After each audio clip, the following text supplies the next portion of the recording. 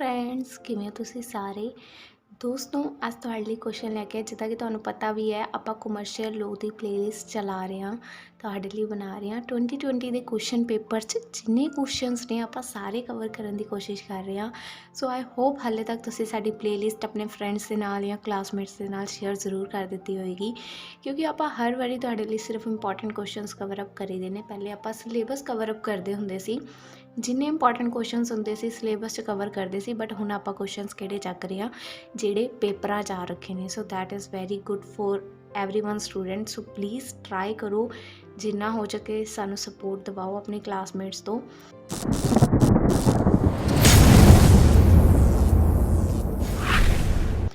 Question आज का की है जी, देखो what are the various remedies available to a party in a case of breach of contract. ਇਹਦੀਆਂ ਕੁਝ ਰੈਮੇਡੀਜ਼ ਦੱਸਣੀਆਂ ਨੇ ਕਿ ਕੰਟਰੈਕਟ ब्रेक क्यों होंदे ने, ਇਹਦੀਆਂ ਕੀ प्रॉब्लम्स ਰੈਮੇਡੀਜ਼ आंदियां ने। सो ਉਹਦੇ बारे क्वेश्चन है और 15 मार्क्स से क्वेश्चन पूछा जाता है। सो देखते हैं, देखो the Indian contract act lays out all the provisions for the performance of a act। कुछ ਇਹਦੀਆਂ provisions ਨੇ ਜਿਹੜੀਆਂ ਕਿ ਦੱਸੀਆਂ ਗਈਆਂ ਨੇ under the Indian Contract Act। it also contain the provisions in the case of breach of contract by either party। ਇਹਦੇ ਵਿੱਚ ਕੁਝ provisions ਨੇ breach of contract ਦੇ related। ਪਹਿਲੇ ਤਾਂ ਤੁਹਾਨੂੰ ਇਹ ਪਤਾ ਵਾ ਅਗਰ ਕਿ breach of contract ਕੀ ਹੁੰਦਾ ਵਾ ਉਹਦੇ ਬਾਰੇ ਡਿਸਕਸ ਕਰ ਲੈਂਦੇ ਹਾਂ ਥੋੜਾ ਜਿਹਾ। ਦੇਖੋ when a promise ਜਾਂ ਕੋਈ एग्रीमेंट इज़ ब्रोकन मतलब तोड़ दिता जाता है। ब्रीच ऑफ कॉन्ट्रैक्ट बेसिकली होंदा है कि कॉन्ट्रैक्ट नू तोड़ना, ब्रीच कर देना, ख़त्म कर देना। ठीक है, वैन अ प्रॉमिस और agreement is broken by any of the party. दो पार्टीज होंदियां ने एक contract they which, I hope तुहानूं पता होएगा। ठीक है, broken by any of the party we call it a breach of contract. So असीं उहनूं की कवांगे कि ये है, ये ब्रीच ऑफ कॉन्ट्रैक्ट है। So when either of the party does not keep their and, इन्हां दोनों विचों किसी भी एक पार्टी ने does not keep their end of the agreement मतलब उन्होंने जो एग्रीमेंट किया सी उन्होंने उहदी एंड पोजीशन ते नहीं लैके गए, विच विचाले तोड़ दिता। So end of the agreement और डज नॉट फुलफिल देयर ऑबलीगेशनस, और जो उन्होंने प्रोमिसेस किए सी उन्होंने फुलफिल नहीं किया as per the terms of the contract, it is a breach of contract. So according to Indian contract act इन्हूं आपां की मनांगे कि यह एक ब्रीच ऑफ कॉन्ट्रैक्ट है। ਇਹਦੀਆਂ ਕੁਝ ਰੈਮੇਡੀਜ਼ ਨੇ ਜਿਹੜੀਆਂ ਤੁਹਾਨੂੰ ਮੈਂ ਅੱਗੇ ਕਰਵਾਉਣ ਲੱਗੀ ਹਾਂ। Breach of contract the meaning I hope ਤੁਹਾਨੂੰ ਕਲੀਅਰ ਹੋਏਗਾ। ਬ੍ਰੀਚ ਆਫ ਕੰਟਰੈਕਟ ਹੁੰਦਾ ਹੈ ਜਦੋਂ ਦੋ ਪਾਰਟੀਜ਼ ਨੇ ਐਗਰੀਮੈਂਟ ਕੀਤਾ। ਮੈਂ ਫਰੈਂਡਸ ਇਹ ਸੋਚ ਕੇ ਚੱਲ ਰਹੀ ਹਾਂ ਕਿ ਤੁਹਾਨੂੰ ਬੇਸਿਕ ਕੰਸੈਪਟ ਕਲੀਅਰ ਹੈ, ਫਿਰ ਵੀ ਦੱਸ ਰਹੀ ਹਾਂ। ਆਫਰ ਇੱਕ ਪਰਸਨ ਕਰੇਗਾ, ਦੂਸਰਾ ਬੰਦਾ ਉਸ ਆਫਰ ਨੂੰ ਅਸੈਪਟ ਕਰੇਗਾ ਤਾਂ ਇਹ ਕੀ ਬਣ ਜਾਏਗਾ, ਐਗਰੀਮੈਂਟ। और जदों ही एग्रीमेंट रिटन फॉर्म दे विच कन्वर्ट हो जाएगा या कह सकते हैं कोर्ट की मोहर लग जाएगी, स्टैंप लग जाएगी कोर्ट की। सो इनू ये कन्वर्ट हो जाएगा अपना कॉन्ट्रैक्ट दे विच ही। ठीक है, इनू आपां कमर्शियल लॉ की लैंग्वेज च की कहने आ, इनफोर्सेबल बाय लॉ। ठीक है, उदा रिटन कॉन्ट्रैक्ट मेरी लैंग्वेज है जो मैं समझानी हाँ, बट इनू आपां कहने इनफोर्सेबल बाय लॉ की लॉ दे अंडर आ गया, हुण तुसी आउट ऑफ द लॉ कोई वर्क नहीं कर सकते। सो इत्थे बन जाता साडा कॉन्ट्रैक्ट। हुण कॉन्ट्रैक्ट ये तो है नहीं कि मैं अपने आप नहीं करी जावांगी, ऑबवियस है इहदे च दो पार्टीज इनवॉल्व होणगियां, है ना। ये तो है नहीं कि मैं अपने आप नहीं कॉन्ट्रैक्ट कर लूँगी, दो पार्टीज इनवॉल्व होणगियां। हुण दोने पार्टीज ने मिल के कॉन्ट्रैक्ट किया है, एक बंदा विचों कह रहा है कि मैं कॉन्ट्रैक्ट बई तोड़न लगा वा, मेरे कोल होर अगे कॉन्ट्रैक्ट नूं नहीं लिजाया जाता। ठीक है, एक बंदा कहता है कि मैं कॉन्ट्रैक्ट तोड़न लगा वा, मेरे को होर अगे नहीं निभाया जाता। सो इन्हां दे जो भी कॉन्ट्रैक्ट प्रोविजन सी कुछ भी उहदे चों फुलफिल नहीं करेगा। सो जिहदा हरजाना हो सकता है इनू भी भरना पवे। So simply breach of contract हुंदा है, दो बंदियां दे विच कॉन्ट्रैक्ट होया और दोनों चों भी किसी एक दी भी गलती हो गई तो वो कॉन्ट्रैक्ट टुट गया। ठीक है, सिंपल भाषा। ठीक है, हुण इहदियां कुछ रैमेडीज़ जिहड़ियां आपां अग्गों देखनियां ने। देखो पहली रैमेडी की है, रिसैशन ऑफ कॉन्ट्रैक्ट। रिसैशन ऑफ कॉन्ट्रैक्ट दे विच की है, देखो पढ़ांगे तो तुहानूं ज़्यादा क्लीयर होएगा। अगर मैं तुहानूं पहले ही दस देवां रिसैशन का ये मतलब हुंदा है, सो तुसीं बहुत ज़्यादा कन्फ्यूज़ होने वाले हो। सो ध्यान नाल देखो की लिखिया है, रीड आउट करो। बहुत सारे स्टूडेंट्स मैनूं कन्फ्यूज़ कर दिंदे ने कमेंट दे विच दी तुसीं सिर्फ पढ़िया वा। बई मैं समझा रही हाँ, ध्यान नाल पहले सुनो तो सही की पढ़ रही हाँ मैं। ठीक है। सो ध्यान नाल देखो की लिखिया है, term rescission may be define as the cancellation of the contract. की मैं ये दसा, सिंपली लिखिया देखो कि रिसैशन की है, सिंपली टर्म च उन्होंने डिफाइन किया। रिसैशन का मतलब कैंसलेशन ऑफ द कॉन्ट्रैक्ट का कैंसल हो जाना। रिसैशन का मतलब कॉन्ट्रैक्ट का कैंसल हो जाना। अदर वर्ड्स के विच कहिए कि putting an end to the contract, कि कॉन्ट्रैक्ट नू एंड मतलब वो एंड पोजीशन जो होनी चाहिए सी उत्थे ले जाया ही नहीं गया, रस्ते च जिदा तोड़ दिता गया। मैं जिदा उपर तुहानूं एग्जाम्पल भी समझाया, ब्रीच ऑफ कॉन्ट्रैक्ट हो गया, ठीक है। When a contract is broken by one party, जो कॉन्ट्रैक्ट नू ब्रोक किया जाता है एक पार्टी के थ्रू, तो अदर पार्टी उन्होंने स्यू मतलब वो उपर केस कर सकती है। जो कॉन्ट्रैक्ट नू बिना किसी वजह ते सामने वाला परसन ब्रेक कर दिंदा है या तोड़ दिंदा है, तो दूसरी पार्टी को राइट हुंदा है कि उन्होंने स्यू कर सकते हैं, मतलब केस कर सकते हैं वो against, to treat the contract as rescinded and refuse further performance. कि उन्होंने कॉन्ट्रैक्ट नू एक तरह का आप रिस्काइंड की जगह लिख सकते हो, कुछ और भी वर्डिंग लिख सकते हो अपनी लैंग्वेज दे, कि कॉन्ट्रैक्ट एक कानूनी दस्तावेज है, ठीक है, जिहदे ते पूरी स्टैंप वगैरह लग के आप बनाया। तो इन्होंने कॉन्ट्रैक्ट नू मजाक समझ रखे है, पहले कर लिया फिर तोड़ता, और बाद में अपनी जी परफॉर्मेंसिस कॉन्ट्रैक्ट च गई सी उन्होंने भी निभाण तो मना करता, रिफ्यूज़ फर्दर परफॉर्मेंसिस, ठीक है ना। सो वो अगेंस्ट जो उनके ते केस फाइल किया जा सकता है। In such a case he is, देखो हुण इस तरह की अगर कोई पोजीशन आ जाती है, दो पार्टीज कॉन्ट्रैक्ट होया, एक पार्टी ने तोड़ता, सो जी दूसरी पार्टी लैफ्ट बच जाती है, सो उस केस दे विच उस पार्टी नूं ये राइट है कि उस कॉन्ट्रैक्ट तो हुण वो भी फ्री है। जो सामने वाला ही नहीं कोई रिस्पोंस दे रहा, सो इनू भी अपनी रिस्पोंसिबिलिटीज़ निभाने की कोई ज़रूरत नहीं है। In such a case he is free from obligations under the contract, कि जो भी वो ऑब्लीगेशंस रिस्ट्रिक्शंस या जो भी वो कह सकते हैं प्रोमिस सीगे उन्होंने कुछ भी निभाने की ज़रूरत नहीं है। बट इन दी केस, और अगर सामने वाली पार्टी चाहे जिन्हें कॉन्ट्रैक्ट नहीं तोड़िया, तो वो जी पार्टी ने कॉन्ट्रैक्ट तोड़िया, aggrieved party is interested to sue, जी पार्टी ने कॉन्ट्रैक्ट नहीं तोड़िया, अगर वो चाहे तो दूसरी पार्टी के अगेंस्ट, गिल्टी पार्टी के अगेंस्ट केस भी फाइल कर सकती है फॉर दी डैमेजिज। क्योंकि ओबियस अगर कॉन्ट्रैक्ट टुटेगा, सामने वाली पार्टी नूं हो सकता है काफ़ी नुकसान बेयर करना पड़े, वो ही लास्ट होप होवे। So for the damages of breach of contract he has to file a suit for the rescission of the contract, की भाई कॉन्ट्रैक्ट कैंसल नहीं कर ਉਹਦੇ ਅਗੇਂस्ट केस फाइल कर सकते हैं कि केस ਨੂੰ पूरा कैंसल कर दिता जाए साडे कॉन्ट्रैक्ट ਨੂੰ, क्योंकि उन्हें कॉन्ट्रैक्ट ਨੂੰ ਅੱਧ विचाले ही तोड़ दिता है, ब्रोक कर दिता है, अपनी प्रोमिस फुलफिल नहीं कर रहा, जो उन्हें कॉन्ट्रैक्ट करते वक्त प्रोमिस किए वो फुलफिल नहीं कर रहा, और मैनू कॉन्ट्रैक्ट तो आज़ाद भी नहीं कर रहा, जिदा मैरिज हो जाए तो डिवोर्स नहीं होंदा, ठीक है ना। सो ਉਹਦੇ अगेंस्ट जी दूसरी पार्टी है वो केस कर सकती है कि इस कॉन्ट्रैक्ट ਨੂੰ खत्म कर दिता जाए, कैंसल कर दिता जाए, कल ਨੂੰ मेरे उपर कोई कुछ भी प्रॉब्लम आवे तो मेरे ऊपर फिंगर पॉइंट नहीं होनी चाहिए, जब सामने वाली पार्टी का रिस्पोंस नहीं है, सो मैं ये कुछ नहीं करूँगा, ठीक है। सिंपल है बिल्कुल रिसेशन ऑफ कॉन्ट्रैक्ट का पॉइंट, आई होप क्लीयर है। यदि एग्जाम्पल देख लो एक बारी, इसकी एक एग्जाम्पल देखते हैं फ्रेंड्स, एग्जाम्पल्स के थ्रू तो थोड़ा काफ़ी ईजी हो जाएगा। देखो ध्यान नाल सुनना एग्जाम्पल, एक पर्सन है ए, ठीक है, ए ने कहा बी ने ना इन्हू कुछ ऑर्डर किए, ए ने प्रॉमिस किया कि मैं जिदा ना बी नू कि मैं तेरे को 100 बैग्स है मेरे को जिदी मैं सप्लाई तेनू कर देवांगा। ए ने बी नू की प्रॉमिस किया कि मेरे को 100 बैग्स ने जिन्हां दी मैं सप्लाई तेनू कर देवांगा, और बी ने प्रॉमिस किया कि मैं तेनू उहदे बदले पेमेंट कर देवांगा, ठीक है। पहला प्रॉमिस ए ने दिता, ए ने फर्स्ट प्रॉमिस दिता, बी ने सैकेंड प्रॉमिस किया। हुण ए ते बी च प्रॉपर प्रॉमिसिस होए, कॉन्ट्रैक्ट एक तरह का हो गया। हुण जदों डिलीवरी का टाइम आया, ए मुकर गया, ए ने डिलीवरी की ही नहीं, 100 बैग सीगे जिहड़े उन्हें कह सकते हैं सप्लाई करने सीगे, उन्हें उन्होंने सप्लाई किया ही नहीं।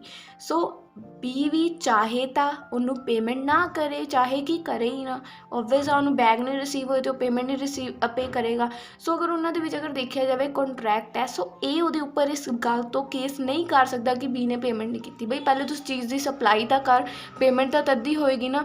सो अगर ए नहीं अपनी रिस्पोंसिबिलिटी निभा रहा, सो इनू भी निभाने की कोई लोड़ नहीं है। ਸਿੰਪਲੀ ਜੋ ਆਪਾਂ ਪੁਆਇੰਟ 'ਚ ਵੀ ਦੇਖਿਆ ਸੀ ਔਰ ਇਹਦੀ ਐਗਜ਼ਾਮਪਲ ਵੀ ਸੇਮ ਇਹੀ ਹੈ ਜੋ ਮੈਂ ਸਮਝਾਈ ਹੈ। ਦੇਖੋ, A promise to supply 100 bags of sugars to B on a certain day and B ਨੇ ਅੱਗੋਂ ਪ੍ਰੋਮਿਸ ਕੀਤਾ ਕਿ ਉਹ ਕੁਝ ਪ੍ਰਾਈਸ ਪੇ ਕਰੇਗਾ ਜਦੋਂ ਉਹ ਡਿਲੀਵਰ ਕਰ ਦੇਗਾ ਸ਼ੂਗਰ ਬੈਗਸ ਨੂੰ, ਠੀਕ ਹੈ। B ਨੇ ਕੀਤਾ, ਉਸ ਤੋਂ ਬਾਅਦ A ਨੇ ਡਿਲੀਵਰ ਹੀ ਨਹੀਂ ਕੀਤੇ bag, A does note deliver the bags. So A ਜਿਹੜਾ B ਪਰਸਨ ਹੈ ਉਹ ਰਿਸਕਾਈਨ ਮਤਲਬ ਕੈਂਸਲ ਕਰ ਸਕਦਾ ਹੈ ਕੰਟਰੈਕਟ ਨੂੰ ਔਰ ਉਹਨੂੰ ਕੋਈ ਨੀਡ ਨਹੀਂ ਹੈ ਪ੍ਰਾਈਸ ਪੇ ਕਰਨ ਦੀ। ਉਹਨੇ ਕਹਿਤਾ ਬਈ ਤੂੰ ਨਹੀਂ ਭੇਜਣੇ, ਮੇਰੇ ਵੱਲੋਂ ਕੰਟਰੈਕਟ ਕੈਂਸਲ ਹੈ, ਮੈਂ ਨਹੀਂ ਹੁਣ ਅੱਗੇ ਕਰਨਾ, ਠੀਕ ਹੈ ਨਾ। ਸਿੰਪਲ ਜਿਹਾ ਪੁਆਇੰਟ ਹੈ, ਕੁਝ ਇਹਨੂੰ ਘੁਮਾਈਓ ਨਾ, ਕਨਫਿਊਜ਼ ਨਾ ਕਰਿਓ ਖੁਦ ਨੂੰ, ਸਿੰਪਲੀ ਰਹਿਣ ਦੇਣਾ। ਨੈਕਸਟ ਪੁਆਇੰਟ ਹੈ ਸਿਊ ਫॉर ਡੈਮੇजेस। ਹੁਣ ਦੋ ਬੰਦਿਆਂ ਦੇ ਵਿੱਚ ਕੰਟਰੈਕਟ ਹੋਇਆ, ਇੱਕ ਬੰਦਾ ਤੋੜ ਕੇ ਪਿੱਛੇ ਨੂੰ ਚਲਾ ਗਿਆ, ਹੋ ਸਕਦਾ ਦੂਸਰੇ ਬੰਦੇ ਦੇ ਕਾਫੀ ਡੈਮੇजेस ਹੋਏ ਹੋਣ। ਸੋ ਉਹਨਾਂ ਡੈਮੇजेस ਦੇ ਲਈ ਵੀ ਸਿਊ ਮਤਲਬ ਕੇਸ ਫਾਈਲ ਕੀਤਾ ਜਾ ਸਕਦਾ ਹੈ। Damages are monetary compensation for the loss sustain by the injured party. Damages ਕੀ ਨੇ? ਡੈਮੇजेस ਹੁੰਦੇ ਨੇ ਮੋਨੇਟਰੀ ਕੰਪਨਸੇਟ ਕਰਨਾ। ਤੁਸੀਂ ਮੈਨੂੰ ਡੈਮੇਜ ਕੀਤਾ ਮਤਲਬ ਤੁਸੀਂ ਕੰਟਰੈਕਟ ਤੋੜਿਆ, ਸੋ ਤੁਹਾਡੀ ਰਿਸਪੌਂਸਿਬਿਲਿਟੀ ਹੈ ਤੁਸੀਂ ਮੈਨੂੰ ਮਨੀ ਦੇ ਬੇਸਿਸ 'ਚ ਕੰਪਨਸੇਟ ਮਤਲਬ ਮੈਨੂੰ ਪੇਮੈਂਟ ਕਰੋ ਜੋ ਵੀ ਮੇਰਾ ਨੁਕਸਾਨ ਹੋਇਆ ਉਸ ਕੰਟਰੈਕਟ ਦੀ ਵਜ੍ਹਾ ਤੋਂ, ਸਮਝ ਗਏ, ਠੀਕ ਹੈ। ਡੈਮੇजेस ਕੀ ਨੇ? ਮੋਨੇਟਰੀ ਕੰਪਨਸੇਸ਼ਨ ਦਿਲਵਾਣਾ ਫॉर ਦੀ ਜੋ ਵੀ ਲੋਸ ਹੋਇਆ ਹੈ injured party for the non performance of the obligations by the other. ਦੂਸਰੇ ਬੰਦੇ ਨੇ ਉਸ ਐਕਟ ਨੂੰ ਪਰਫੋਰਮ ਨਹੀਂ ਕੀਤਾ ਬਟ ਹਰਜਾਨਾ ਕਿਹਨੂੰ ਭਰਨਾ ਪਿਆ? ਜੁਰਮਾਨਾ ਕਿਹਨੂੰ ਪਿਆ? ਮੈਨੂੰ ਪਿਆ। ਸੋ ਦੋ ਬੰਦਿਆਂ 'ਚ ਕੰਟਰੈਕਟ ਹੋਇਆ ਸੀ। ਇੱਕ ਕੰਟਰੈਕਟ 'ਚ ਜਿੱਦਾਂ ਮੈਰਿਜ 'ਚ ਦੋ ਪਰਸਨ ਇਨਵੋਲਵ ਹੁੰਦੇ ਨੇ, ਵਿਆਹਾਂ 'ਚ ਮੁੰਡਾ ਕੁੜੀ, ਸੇਮ ਕੰਟਰੈਕਟ 'ਚ ਵੀ ਦੋ ਪਰਸਨਸ ਹੁੰਦੇ ਨੇ। ਸੋ ਅਗਰ ਇੱਕ ਵੀ ਗਲਤੀ ਕਰੇਗਾ ਤਾਂ ਹਰਜਾਨਾ ਦੂਸਰੇ ਨੂੰ ਭਰਨਾ ਹੀ ਪਏਗਾ, ਠੀਕ ਹੈ ਜੀ। The party who is injured by breach of contract of may be an action for damages. ਜਿਹੜੀ ਪਾਰਟੀ ਜੀ ਇੰਜਰਡ ਹੋਈ ਹੈ ਕੰਟਰੈਕਟ ਦੇ ਬ੍ਰੇਕ ਹੋਣ ਦੀ ਵਜ੍ਹਾ ਤੋਂ, ਉਹ ਦੂਸਰੇ ਬੰਦੇ ਦੇ ਅਗੇਂਸਟ ਐਕਸ਼ਨ ਲੈ ਸਕਦੀ ਹੈ ਕਿ ਮੈਨੂੰ ਡੈਮੇजेस ਪੇ ਕਰੋ ਜਾਂ ਕੁਝ ਵੀ ਕਰੋ, ਠੀਕ ਹੈ। ਜਿਹੜੀ ਐਗਰਾਈਵਡ ਪਾਰਟੀ ਕਿਹੜੀ ਹੁੰਦੀ ਹੈ ਫਰੈਂਡਸ? ਐਗਰਾਈਵਡ ਪਾਰਟੀ ਉਹ ਪਾਰਟੀ ਹੁੰਦੀ ਹੈ ਜਿਹਨੇ ਕੇਸ ਬ੍ਰੇਕ ਕੀਤਾ, ਉਹ ਨਹੀਂ, ਉਹਦੇ ਓਪੋਜ਼ਿਟ ਜਿਹੜੀ ਮਤਲਬ ਡਿਫੈਂਡੈਂਟ ਪਾਰਟੀ ਹੁੰਦੀ ਹੈ, ਠੀਕ ਹੈ। ਅਗਰਾਈਵਡ ਪਾਰਟੀ ਮੇ ਸਫਰ ਡੈਮੇजेस ਇਨ ਮੋਰ ਦੈਨ ਵਨ ਵੇ, ਕਿਉਂਕਿ ਇੱਥੇ ਕੀ ਲਿਖਿਆ ਹੈ ਕਿ ਜਿਹੜੀ ਅਗਰਾਈਵਡ ਸਾਹਮਣੇ ਵਾਲੀ ਪਾਰਟੀ ਆ, ਹੋ ਸਕਦਾ ਉਹਨੂੰ ਸਿਰਫ ਕੰਟਰੈਕਟ ਟੁੱਟਣ ਨਾਲ ਇੱਕ ਨੁਕਸਾਨ ਨਾ ਹੋਇਆ ਹੋਵੇ, ਉਹਦੀ ਰੈਪੂਟੇਸ਼ਨ ਸਭ ਕੁਝ ਡਾਊਨ ਚਲਾ ਗਿਆ ਹੋਵੇ, ਸਾਰੀ ਕੰਪਨੀ ਮਤਲਬ ਡੈਡ ਸਿਚੁਏਸ਼ਨ 'ਚ ਪਹੁੰਚ ਗਈ ਹੈ, ਠੀਕ ਹੈ। ਸੋ ਥਿਓਰੀਟਿਕਲੀ ਦੇਖਿਆ ਜਾਵੇ ਤੇ ਕੌਨਸੀਕੁਐਂਸਿਸ ਨੇ ਜਿਹੜੇ ਬ੍ਰੀਚ ਮੇ ਬੀ ਐਂਡਲੈਸ, ਜਿਹੜੇ ਕੰਟਰੈਕਟ ਟੁੱਟਣ ਨਾਲ ਕਾਫੀ ਰੈਪੂਟੇਸ਼ਨ 'ਤੇ ਗਲਤ ਇੰਪੈਕਟ ਪੈਂਦਾ ਹੈ ਅਗਰ ਕੋਈ ਬੰਦਾ ਬਿਜ਼ਨਸਮੈਨ ਹੈ, but there must be some end to the liability of the guilty party. So ਇਹਨੂੰ ਐਂਡ ਕਿੱਦਾਂ ਕੀਤਾ ਜਾ ਸਕਦਾ? ਜਿਹੜੀ ਪਾਰਟੀ ਨੇ ਗਲਤ ਕੀਤਾ ਵਾ ਉਹਦੇ ਕੋਲੋਂ ਕੁਝ ਡੈਮੇਜ ਕੰਪਨਸੇਸ਼ਨ, ਮੋਨੇਟਰੀ ਕੰਪਨਸੇਸ਼ਨ ਲੈ ਕੇ। ਆਈ ਹੋਪ ਤੁਹਾਨੂੰ ਪੁਆਇੰਟ ਕਲੀਅਰ ਹੈ। ਸੈਕਿੰਡ ਰੈਮੇਡੀ ਹੋ ਗਈ। ਥਰਡ ਪੁਆਇੰਟ ਕੀ ਹੈ? ਸਿਊ ਫॉर ਸਪੈਸੀਫਿਕ ਪਰਫੋਰਮੈਂਸ। ਆਪਾਂ ਉਹਨੂੰ ਸਿਊ ਕਰ ਸਕਦੇ ਹਾਂ, ਉਹਦੇ ਅਗੇਂਸਟ ਕੇਸ ਕਰ ਸਕਦੇ ਹਾਂ ਕਿ ਸਪੈਸੀਫਿਕ ਪਰਫੋਰਮੈਂਸ ਹੈ, ਤੂੰ ਕੰਟਰੈਕਟ ਤੋੜ ਦਿੱਤਾ, ਕੁਝ ਸਪੈਸੀਫਿਕ ਪਰਫੋਰਮੈਂਸ ਹੈ, ਇਹਨੂੰ ਜਾਂ ਤਾਂ ਕਰ ਜਾਂ ਨਾ ਕਰ। ਦੇਖਦੇ ਇੱਕ ਵਾਰੀ ਪੁਆਇੰਟ ਤੁਹਾਨੂੰ ਸਮਝਾਉਂਦੀ ਹਾਂ। This means the party in breach will actually have to carry out his duty according to the contract. ਹੁਣ ਦੇਖੋ, ਦੋ ਬੰਦਿਆਂ ਦੇ ਵਿੱਚ ਕੰਟਰੈਕਟ ਹੋਇਆ, ਇੱਕ ਬੰਦੇ ਨੇ ਜਿੱਥੇ ਉਸ ਬੰਦੇ ਦੀ ਸਭ ਤੋਂ ਲੋੜ ਸੀ, ਜਿਹੜਾ ਕੰਮ ਕਰਨਾ ਉਸ ਬੰਦੇ ਦਾ ਸਭ ਤੋਂ ਜ਼ਰੂਰੀ ਸੀ, ਉਹਦੇ ਬਿਨਾਂ ਸਾਹਮਣੇ ਵਾਲੀ ਪਾਰਟੀ ਵੀ ਉਸ ਕੰਟਰੈਕਟ 'ਚ ਅੱਗੇ ਕੁਝ ਨਹੀਂ ਕਰ ਸਕਦੀ ਸੀ, ਉਸੇ ਐਟ ਏ ਮੂਮੈਂਟ 'ਤੇ ਉਸ ਬੰਦੇ ਨੇ ਕੰਟਰੈਕਟ ਤੋਂ ਪਿੱਛੇ ਕਰ ਲਿਆ ਜਾਂ ਹੱਥ ਆਪਣੇ ਜਾਂ ਕੰਟਰੈਕਟ ਤੋੜਤਾ, ਬ੍ਰੋਕ ਕਰਤਾ, ਠੀਕ ਹੈ। ਸੋ ਇਹਦੇ ਵਿੱਚ ਕੀ ਹੈ ਕਿ ਸਾਹਮਣੇ ਵਾਲਾ ਪਰਸਨ ਉਹਦੇ 'ਤੇ ਕੇਸ ਕਰ ਸਕਦਾ ਹੈ ਕਿ ਤੇਰਾ ਸਪੈਸ਼ਲ ਇਹ ਵਾਲਾ ਐਕਟ ਹੈ, ਜਿਹੜੇ ਮੂਮੈਂਟ 'ਤੇ ਆ ਕੇ ਤੂੰ ਸਟੈਪ ਪਿੱਛੇ ਲੈਣੇ ਉਹੀ ਦਾ ਮੇਨ ਐਕਟ ਹੈ, ਉਹਨੂੰ ਡਨ ਕਰ, ਨਹੀਂ ਤਾਂ ਤੇਰੇ 'ਤੇ ਕੇਸ ਹੋ ਜਾਏਗਾ। ਜਾਂ ਕੇਸ ਕਰਕੇ ਹੀ ਉਹਨੂੰ ਇਹ ਚੀਜ਼ ਕਹਿਣੀ ਕਿ ਕੋਰਟ ਵੱਲੋਂ ਉਹਨੂੰ ਮਜਬੂਰ ਕਰਵਾਉਣਾ ਕਿ this is a special act, ਤੈਨੂੰ ਪਰਫੋਰਮ ਕਰਨਾ ਹੀ ਪਊਗਾ, ਠੀਕ ਹੈ। ਆਈ ਹੋਪ ਕਲੈਰਿਟੀ ਆ। This means the party in breach will actually have, ਜਿਹੜੀ ਪਾਰਟੀ ਨੇ ਕੰਟਰੈਕਟ ਬ੍ਰੇਕ ਕੀਤਾ ਉਹਨੂੰ ਕੁਝ ਐਕਟ ਹੈ ਜਿਹੜਾ ਐਕਚੁਅਲੀ ਕੈਰੀ ਆਊਟ ਕਰਨਾ ਸੀ ਡਿਊਰਿੰਗ ਕੰਟਰੈਕਟ, ਉਹਨੇ ਨਹੀਂ ਕੀਤਾ। ਸੋ ਸਰਟਨ ਕੇਸਿਸ ਦੇ ਵਿੱਚ ਕੀ ਹੁੰਦਾ ਹੈ ਜਿਹੜਾ ਕੋਰਟ ਹੈ ਉਹਨੂੰ ਇਨਸਿਸਟ ਕਰਦਾ ਹੈ ਪਾਰਟੀ ਨੂੰ ਕਿ ਕੈਰੀ ਆਊਟ ਕਰੋ, ਐਗਰੀਮੈਂਟ ਨੂੰ ਅੱਗੇ ਕੈਰੀ ਕਰੋ ਔਰ ਮਤਲਬ ਕੈਰੀ ਆਊਟ ਮਤਲਬ ਕੰਟੀਨਿਊ ਕਰੋ ਔਰ ਅੱਗੇ ਜਿਹੜੇ ਤੁਹਾਡੀ ਪਰਫੋਰਮੈਂਸ ਹੈ ਸਪੈਸੀਫਿਕ ਪਰਫੋਰਮੈਂਸ ਹੈ ਉਹਨੂੰ ਫੁੱਲਫਿਲ ਕਰੋ। So if any of the party fails to perform, so ਉਹਨਾਂ ਦੋਨਾਂ ਵਿੱਚੋਂ ਅਗਰ ਕੋਈ ਵੀ ਇੱਕ ਪਾਰਟੀ ਫੇਲ ਹੋ ਜਾਂਦੀ ਹੈ ਉਹਨੂੰ ਪਰਫੋਰਮ ਕਰਨ ਤੋਂ, ਤਾਂ court may order them to do so ਉਹਨਾਂ ਨੂੰ ਇਹ ਕੋਰਟ ਆਰਡਰ ਅੱਗੋਂ ਭੇਜਦਾ ਹੈ ਕਿ ਕਰਨਾ ਹੀ ਕਰਨਾ ਹੈ, this is a special performance by you. So ਤੁਸੀਂ ਇਹਨੂੰ ਨਿਗਲੈਕਟ ਨਹੀਂ ਕਰ ਸਕਦੇ, ਕਰਨਾ ਪਊਗਾ। ਐਗਜ਼ਾਮਪਲ ਇਹਦੀ ਵੀ ਹੈ। ਸੋ ਇੱਥੇ ਦੇਖ ਲਓ, A decided to buy a parcel, A ਨੇ ਡਿਸਾਈਡ ਕੀਤਾ ਕਿ ਉਹਨੇ ਇੱਕ ਪਾਰਸਲ ਬਾਏ ਕਰਨਾ ਹੈ, parcel of land from B. B then refuses to sell, A ਨੇ ਡਿਸਾਈਡ ਕੀਤਾ ਕਿ ਉਹਨੇ ਪਾਰਸਲ ਆਫ ਲੈਂਡ ਬਾਏ ਕਰਨਾ ਹੈ ਫਰੋਮ B, ਪਰ B ਨੇ ਰਿਫਿਊਜ਼ ਕਰਤਾ। ਕੋਰਟ ਨੇ ਆਰਡਰ ਕੀਤਾ B ਨੂੰ ਕਿ ਵੀ ਆਪਣੀ ਡਿਊਟੀਜ਼ ਚੁੱਪ ਕਰਕੇ ਪਰਫੋਰਮ ਕਰ, ਤੂੰ ਪਹਿਲੇ ਉਹਦੇ ਨਾਲ ਕੰਟਰੈਕਟ ਕਰ ਚੁੱਕਾ ਹੈ ਕਿ ਤੂੰ ਉਹਨੂੰ ਆਪਣਾ ਲੈਂਡ ਦੇਂਗਾ, ਹੁਣ ਤੂੰ ਲੈਂਡ ਦੇਣ ਤੋਂ ਮਨਾ ਨਹੀਂ ਕਰ ਸਕਦਾ, ਤੇਰਾ ਤੇ ਉਹਦਾ ਕੰਟਰੈਕਟ ਹੋਇਆ ਕਿ ਉਹਨੂੰ ਦੇਂਗਾ। ਬਟ ਜਦ ਰਜਿਸਟਰਾਰ ਦੇ ਆਫਿਸ 'ਚ ਜਾ ਕੇ ਸਾਈਨ ਕਰਨ ਦੀ ਵਾਰੀ ਹੈ ਤੇ ਉਹ ਪਿੱਛੇ ਹਟ ਗਿਆ। ਸੋ ਕੋਰਟ ਨੇ ਕਿਹਾ ਕਿ ਭਾਈ ਤੂੰ ਚੁੱਪ ਕਰਕੇ ਆਪਣਾ ਪ੍ਰੋਪਰਟੀ ਉਹਨੂੰ ਦੇ, ਤੂੰ ਜਦੋਂ ਉਹਦੇ ਨਾਲ ਗੱਲ ਕੀਤੀ ਹੈ ਕੰਟਰੈਕਟ ਹੋਇਆ ਵਾ। ਸੋ ਕੋਰਟ ਨੇ ਉਹਨੂੰ ਕਿਹਾ ਕਿ ਪਰਫੋਰਮ ਕਰੋ ਆਪਣੀ duties under the contract and cell the land to a, ਔਰ ਚੁੱਪ ਕਰਕੇ ਆਪਣਾ ਲੈਂਡ ਏ ਨੂੰ ਫੜਾ ਦੇ। ਆਈ ਹੋਪ ਤੁਹਾਨੂੰ ਇੱਥੇ ਤੱਕ ਕਲੀਅਰ ਹੈ। ਨੈਕਸਟ ਦੇਖਦੇ ਹਾਂ, suit for injunction. Suit for injunction ਕੀ ਹੈ ਫਰੈਂਡਸ, ਜਿੱਦਾਂ ਇਸ ਤੋਂ ਪਹਿਲੇ ਵਾਲਾ ਪੁਆਇੰਟ ਕੀਤਾ ਨਾ, ਸੂ ਫॉर ਸਪੈਸੀਫਿਕ ਪਰਫੋਰਮੈਂਸ, ਉਹਦੇ 'ਚ ਕੀ ਸੀ ਕਿ ਕੋਰਟ ਨੂੰ ਸਾਹਮਣੇ ਵਾਲੀ ਪਾਰਟੀ ਕੋਰਟ 'ਤੇ ਜਾ ਕੇ ਕੇਸ ਕਰ ਸਕਦੀ ਸੀ ਉਹਦੇ 'ਤੇ ਕਿ ਸਪੈਸ਼ਲ ਪਰਫੋਰਮੈਂਸ ਜਿਹੜੀ ਤੇਰੀ ਆ ਉਹਨੂੰ ਤੂੰ ਪਰਫੋਰਮ ਕਰ। ਇਹਦੇ ਵਿੱਚ ਕੀ ਹੈ ਕਿ ਇਹਦੇ ਵਿੱਚ ਆਪਾਂ ਸਾਹਮਣੇ ਵਾਲੀ ਪਾਰਟੀ ਹੀ ਉਸ ਬੰਦੇ 'ਤੇ ਜਿਹਨੇ ਕੰਟਰੈਕਟ ਤੋੜਿਆ ਉਹਦੇ 'ਤੇ ਕੇਸ ਕਰ ਸਕਦੀ ਹੈ ਅਗਰ ਉਹ ਕੁਝ ਗਲਤ ਕੰਮ ਕਰ ਰਿਹਾ ਤਾਂ ਉਹਨੂੰ ਰੋਕਣ ਤੋਂ। ਠੀਕ ਹੈ, ਸੂਟ ਫॉर ਇੰਜੈਕਸ਼ਨ ਮਤਲਬ ਉਹਨੂੰ ਸਟੋਪ ਕਰਨਾ ਕਿ ਭਾਈ ਤੂੰ ਇਹ ਕੰਮ ਨਹੀਂ ਕਰਨਾ, ਮਤਲਬ ਨਹੀਂ ਕਰਨਾ। ਠੀਕ ਹੈ, ਜਿੱਦਾਂ ਕਿ ਦੋ ਬੰਦਿਆਂ 'ਚ ਕੰਟਰੈਕਟ ਹੋਇਆ ਕਿ ਉਹ ਆਪਣਾ ਹਾਊਸ ਦੂਸਰੇ ਬੰਦੇ ਨੂੰ ਦੇਗਾ, ਜਸਟ ਮੈਂ ਆਪਣੀ ਐਗਜ਼ਾਮਪਲ ਸਮਝਾ ਰਹੀ ਹਾਂ। ਇੱਕ ਬੰਦੇ ਦਾ ਕੰਟਰੈਕਟ ਹੋਇਆ, ਉਹਨੂੰ ਬੰਦੇ ਨੂੰ ਦੇਗਾ, ਰਜਿਸਟਰਾਰ ਦੇ ਆਫਿਸ 'ਚ ਜਾ ਕੇ ਉਸ ਬੰਦੇ ਨੇ ਉਹ ਹਾਊਸ ਕਿਸੇ ਹੋਰ ਥਰਡ ਪਰਸਨ ਦੇ ਨਾਮ 'ਤੇ ਕਰ ਦਿੱਤਾ। ਸੋ ਸੈਕਿੰਡ ਪਰਸਨ ਉਹਦੇ 'ਤੇ ਕੇਸ ਕਰ ਸਕਦਾ ਹੈ ਕਿ ਤੂੰ ਇਸ ਤਰ੍ਹਾਂ ਨਹੀਂ ਕਰਨਾ। ਕੋਰਟ ਉਹਨੂੰ ਆਰਡਰ ਭੇਜੇਗਾ ਜਿਹਦੇ ਅਗੇਂਸਟ ਉਹ ਕੰਮ ਨਹੀਂ ਕਰ ਪਾਏਗਾ। ਇੱਕ ਵਾਰੀ ਰੀਡ ਕਰਕੇ ਸਮਝਾਉਂਦੀ ਹਾਂ, ਦੇਖੋ, injunction is basically like a decree for specific performance but for a negative contract, ਉਹਨੇ ਨੈਗੇਟਿਵ ਪਰਪਸ ਲਿਆ। ਥੋੜ੍ਹੀ ਜਿਹੀ ਕਲੈਰਿਟੀ ਤੁਹਾਨੂੰ ਰੀਡ ਕਰਨ 'ਤੇ ਹੀ ਮਿਲਦੀ ਹੈ, ਬਾਕੀ ਦੀ ਮੈਂ ਸਮਝਾਉਣ ਦੀ ਕੋਸ਼ਿਸ਼ ਕਰ ਰਹੀ ਹਾਂ, ਧਿਆਨ ਨਾਲ ਸੁਣੋ। Injunction is a court order restraining मतलब रोकना a person from doing a particular act. Injunction is a court order restraining a person from doing a particular act. Court ने ਉਹਦੇ स्पेसिफिक एक्ट या परफॉर्मेंस ਤੇ पर्टिकुलर एक्ट ਤੇ रोक लगा ਦਿੱਤੀ कि तू ये काम नहीं करना या कर ही नहीं सकता। So court may grant an injunction to such a party of contract from doing something he promised not to do. ਕੋਈ ਸਾਹਮਣੇ ਵਾਲੀ ਪਾਰਟੀ ਆ ਕੋਈ ਇੱਦਾਂ ਦਾ ਕੰਮ ਕਰ ਰਹੀ ਹੈ ਜੋ ਕੰਟਰੈਕਟ ਕਰਦੇ ਵਕਤ ਉਹਨੇ ਪ੍ਰੋਮਿਸ ਕੀਤਾ ਸੀ ਕਿ ਉਹ ਕੁਝ ਇੱਦਾਂ ਦਾ ਨਹੀਂ ਕਰੇਗੀ। ਠੀਕ ਹੈ, ਸੋ ਕੋਰਟ ਉਹਨੂੰ ਗ੍ਰਾਂਟ ਕਰ ਸਕਦਾ ਹੈ ਇੰਜੈਕਸ਼ਨ ਮਤਲਬ ਰਿਸਟ੍ਰਿਕਸ਼ਨ ਰੋਕਣ ਲਈ ਕਿ ਉਹ ਪਾਰਟੀ ਨੂੰ ਰੋਕਿਆ ਜਾਵੇ ਕਿ ਉਹ ਇੱਦਾਂ ਦਾ ਕੰਮ ਨਾ ਕਰੇ ਜੋ ਉਹਨੇ ਪ੍ਰੋਮਿਸ ਨਹੀਂ ਕੀਤਾ ਸੀ। ਇਨ ਅ ਪ੍ਰੋਹਿਬਿਟਰੀ injection court stops the commission of N act and in a mandatory injunction it will stop the continuance of the act that is unlawful. Simply friends देखो ध्यान ਨਾਲ अगर लाइना रीड करोगे ना घुमा के ਉਹੀ ਲਿਖਿਆ ਹੋਇਆ। ਸਿੰਪਲੀ ਲਿਖਿਆ ਪ੍ਰੋਹਿਬਿਟਰੀ ਇੰਜੈਕਸ਼ਨ ਹੈ, ਕੋਰਟ ਸਟਾਪ ਦੀ ਕਮਿਸ਼ਨ, ਕੋਰਟ ਜਿਹੜਾ ਉਹਨੂੰ ਇੱਕ ਲੈਟਰ ਕਹਿ ਸਕਦੇ ਆ ਜਾਂ ਜੋ ਵੀ ਸਬਮਿਸ਼ਨ ਭੇਜਦਾ ਵਾ ਕਿ ਉਹਨੂੰ ਭੇਜਦਾ ਵਾ ਕਿ ਉਹਨੇ ਜਿਹੜਾ ਮੈਂਡੇਟਰੀ ਕੰਮ ਕਰ ਰਿਹਾ ਨਾ ਗਲਤ ਉਹਨੂੰ ਰੋਕੇ ਸਟੋਪ ਕਰੇ। ਅਗਰ ਉਹਨੂੰ ਇਲੀਗਲ ਕੰਮ ਨੂੰ ਕੰਟੀਨਿਊ ਰੱਖੇਗਾ ਉਸ ਐਕਟ ਨੂੰ तो ਜਿਹੜਾ ਕੋਰਟ ਹੈ ਉਹਦੇ ਅਗੇਂਸਟ ਐਕਸ਼ਨ ਲਊਗਾ ਕਾਫੀ ਸਟ੍ਰਿਕਟ ਵਾਲਾ।